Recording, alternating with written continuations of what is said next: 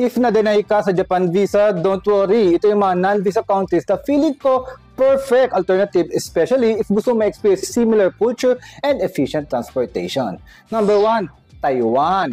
Medyo mas maingay nga lang sa Japan pero sobrang similar ng culture at ang babait ng tao. Ang train and bus system nila halos Japan-like.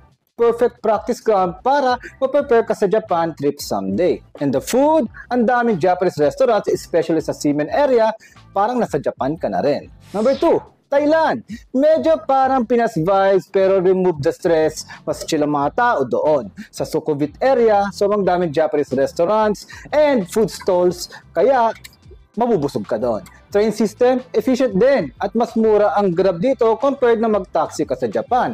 So, relax yung mga galawan at trips mo. So, yun lang, no? Yung mga reko ko, promise this year, more non-Japan destination ang pupuntahan natin, lalo yung mga walang visa, kaya follow for more tips and travel inspiration.